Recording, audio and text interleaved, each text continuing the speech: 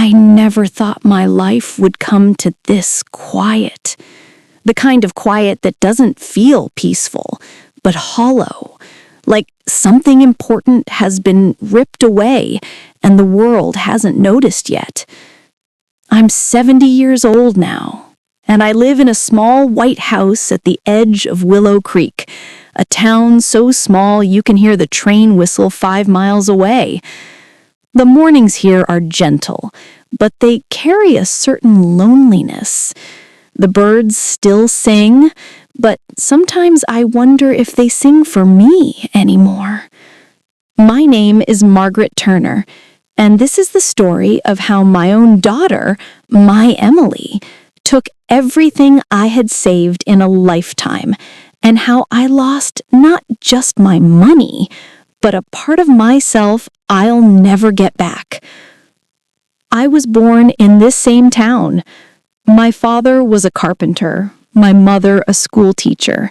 They didn't have much, but they had dignity. I remember my mother's words more clearly than her face now. When you love someone, Margaret, you love them enough to let them hurt you, but not destroy you. I didn't understand that back then. Now, I do. When I was 26, I married a man named Robert. He was a kind man, the kind that opened doors and fixed roofs without being asked. We didn't have a perfect marriage, but we built a quiet life together. We had one daughter, Emily, born on a windy November night. I still remember the moment I first held her. She had a tiny birthmark under her left eye, shaped almost like a teardrop. I used to kiss it every morning before work. Robert and I worked hard. I was a nurse at the local hospital. He ran a small repair shop. We didn't have fancy vacations or big houses, but we built something solid. A home filled with laughter and the smell of coffee and sawdust. When Robert died, Emily was 19. She was my reason to keep going. After his funeral, the world felt smaller. The nights were longer and the house seemed too big for one heart. Emily went off to college, the first Turner to do so, and I was proud of her. I used to sit by the phone waiting for her calls. Sometimes she'd call every few days, sometimes weeks would go by. That's how it starts, isn't it? The space between words grows until you don't realize you're drifting apart. She got married young, a man named Jason. I never said much, but I knew from the first time I met him that his smile didn't reach his eyes. He was polite, too polite, the kind that holds your hand just long enough to seem kind, but not long enough to mean it. Still, I wanted Emily to be happy, so I said nothing. For years, I kept saving. Every paycheck, every tax refund, every bit of overtime. Robert used to call it our little safety nest. After he was gone, I kept it going, for Emily. By the time I retired, I had saved a little over $180,000. It wasn't much by city standards, but for me, it was a lifetime. I wanted Emily to have it one day, for her house, her kids, her future. But she wanted it sooner. It started innocently enough. She came by one Sunday afternoon, first visit in months. She brought a pie, hugged me a little too tightly, and said she'd missed me. My heart lit up like a lantern. I didn't notice the tremor in her voice until later. She told me she and Jason were going through a rough patch. Business problems, mortgage behind. She said she just needed a little help to get back on her feet. So I gave her $20,000. No paperwork, no hesitation, just love. She hugged me, whispered, "I'll pay you back soon, Mom," and drove away. I remember watching her taillights disappear into the fog that evening, and for some reason, I felt cold. Months passed, no calls. When I finally heard from her again, it was another request, just a little more until Jason finds a new job. I didn't even ask how much this time. She came by twice more that year. Each time, she took a little more, first $15,000, then $40,000. I began to feel uneasy, but every time I tried to bring it up, she'd change the subject, or cry, or tell me I was making her feel guilty for trying to survive. And I stayed silent, because mothers do that. We stay silent, even when our hearts are screaming. The last time she came was winter. Snow lined the windows, and the fire burned low. She looked thinner, older, worn down by something I couldn't name. She told me she needed access to my savings account for just a few weeks. She said it would help fix things permanently. I hesitated. She noticed, smiled through tears, and said, "Mom, don't you trust me?" That question, it still echoes. I gave her my account information that night. A week later, I went to withdraw some money for my medication. The balance read $0.00. At first, I thought it was a mistake. The teller looked nervous, typing faster than she spoke. Then she told me the truth. All funds were transferred to an external account 2 days ago. I didn't cry there.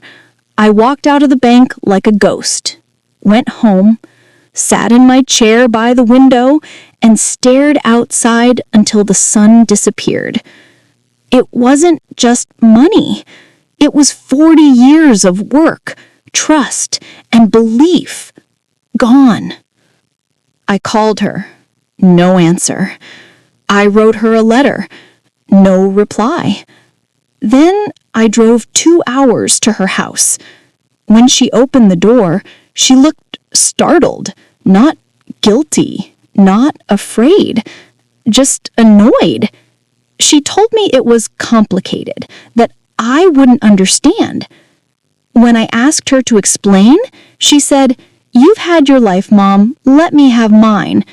And then she closed the door.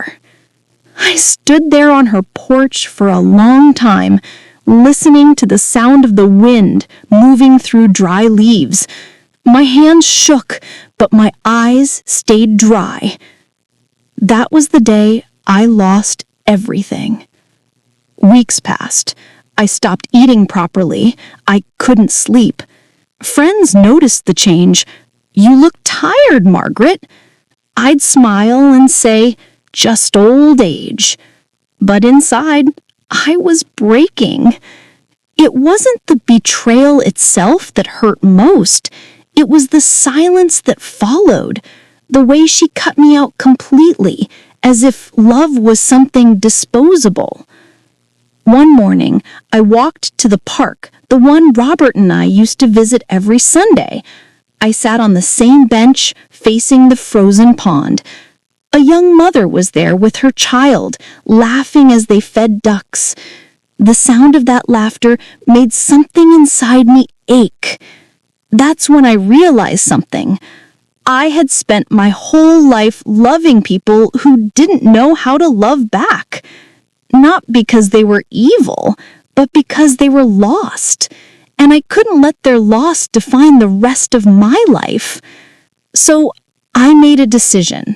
I sold the house Robert built, the one that echoed with memories.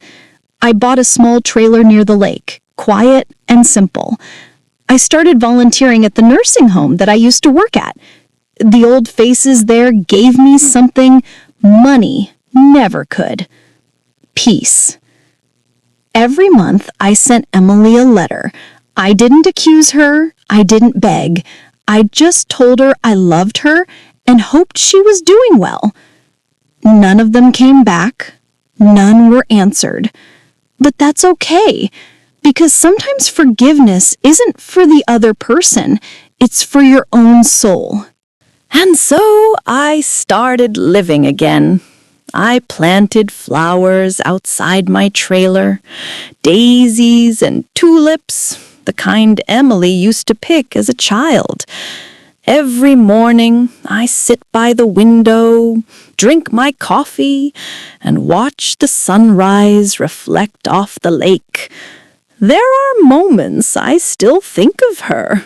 Her laughter, her soft hands, the way she used to hug me when she was small and whisper, "Don't ever leave me, Mommy." And in those moments, I close my eyes and forgive her all over again. Not because she asked for it, but because I need to be free. The seasons kept turning. The days blended into one another like brush strokes on a quiet canvas. At first, I used to mark each day that passed without hearing from Emily, little crosses in my calendar. But after a while, I stopped counting. I realized time doesn't heal everything. It simply teaches you how to live with the ache. In the mornings, I found peace in small rituals, boiling the kettle, folding the same blanket, feeding the stray cat that came by every afternoon. Her fur was gray and patchy, but her eyes were bright, defiant, alive. I named her Hope. Hope stayed. Something about that felt poetic. I never told anyone about the money. Not the bank manager, not the neighbors, not even the women at church. I didn't want pity, and I didn't want Emily to be the villain of every whispered conversation. People make mistakes. Some make them out of greed, others out of fear. I wasn't sure which one Emily's was, but I chose to believe she had reasons I might never understand. Forgiveness, I learned, isn't a one-time decision. It's something you choose every day, especially on the days when the pain feels fresh again. The years passed quietly. I turned 75 last spring. The doctor says my heart is slowing down, but I tell him it's just tired. Not from life, but from loving too much. I've found new ways to keep busy. I bake for the church on Sundays. I read to the elderly who can't see well. There's a man named George who tells me jokes from the 1950s and laughs harder than the joke deserves. Life still surprises me in gentle ways. But sometimes, at night, when the wind rattles the window, I still hear her voice in my mind. "Mom, don't you trust me?" It's strange how a single sentence can haunt you for decades. Last Christmas, something happened. I was decorating my small tree, just a few old ornaments and a star that lost its shine, when there was a knock on the door. I wasn't expecting anyone. It wasn't Emily. It was a delivery driver, holding a small brown box with my name written in neat handwriting I recognized instantly. Emily's. My hands trembled as I signed for it. I sat at the table for a long time before opening it. Inside was a framed photo. The three of us, Robert, Emily, and me, at the lake. There was also a folded letter. The paper smelled faintly of lavender. Dear Mom, if you're reading this, it means I finally had the courage to send it. I've carried guilt heavier than money ever was. I don't expect forgiveness. I just need you to know I'm sorry. I was lost, scared, and angry at a world that never gave me what you had, strength. Jason left. The money's gone. But every day I wake up wishing I could take it back. I hope you found peace and love. Emily. I read it 3 times. The first time I cried. The second time I whispered her name. The third time I smiled. Not because her words erased the past, but because they reminded me of something I'd almost forgotten. She was still my daughter. I didn't write back. I didn't need to. Forgiveness doesn't always need witnesses. I placed the letter on my bedside table beside Robert's old photograph and whispered, "It's okay now, sweetheart." That night, I dreamt of her. Not the grown woman with tired eyes, but the little girl who used to run barefoot through the yard, clutching wildflowers and shouting, "Look, Mommy, I found the prettiest one!" In the dream, I smiled and told her, "You always do." When I woke, the world felt softer. I looked outside. The first snow of the year had started falling. Each flake landed quietly, covering the ground like forgiveness itself. Slow, gentle, inevitable. In the weeks that followed, I began writing again. Not letters to Emily this time, but reflections, pieces of my story for anyone who might need them. Stories about love that hurts but still endures. About trust that breaks but teaches. About mothers who lose everything and still find a way to love. A young volunteer at the nursing home helped me set up an old laptop. She showed me how to record my stories, voice only. She said, "People online love hearing real stories, ma'am. Yours will help someone." So I started talking. At first, it felt strange hearing my own voice telling my pain aloud. But as I spoke, the words felt lighter. Somewhere, someone out there might be listening, and maybe they too would feel less alone. That's how healing works, not by erasing pain, but by sharing it. A few months later, I received another package. This time, a small envelope with no return address. Inside was a single photograph, Emily holding a baby.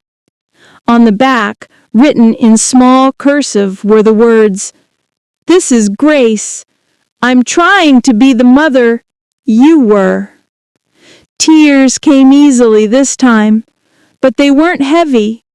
They were soft, cleansing. I placed that photo beside the old family one. 3 generations, side by side. The past, the regret, and the renewal, all sharing the same wooden frame. Now, as I sit by my window every morning, I no longer feel the hollow kind of quiet. It's the peaceful kind, the kind you earn after a lifetime of storms. I still have little, a pension, my cat Hope, a garden that blooms when it wants to, but I've learned something. Peace isn't built from money or apologies. It's built from acceptance. Emily may never come back. She may never stand on this porch again or call me Mom. But I've already met her halfway in my heart, and that's enough. Forgiving someone doesn't mean forgetting. It means loving them despite the scar. Sometimes the neighbor's grandchildren come by to visit. They call me Miss Maggie, and they tell me about their schools, their dreams. I listen, and I smile, and I tell them what I wish someone had told Emily. Don't let the world make you hard. The people who hurt you are often hurting too. They nod, and maybe one day they'll remember. I'm an old woman now, but I've learned something I wish every mother, daughter, and soul would know. Love doesn't disappear when it's betrayed. It changes shape. It becomes quieter, wiser, like a candle that keeps burning even when no one is watching. That's what keeps me going. If I could speak to Emily one last time, I'd tell her, "You didn't take everything from me. You just showed me what I still had left. My strength, my grace, and my peace." Tonight, as I finish writing this story, the moonlight spills through the window. The lake shimmers like silver glass. I can almost hear Robert's laughter, faint and kind, carried by the wind. And somewhere out there, I hope Emily feels it too, because forgiveness travels farther than we think.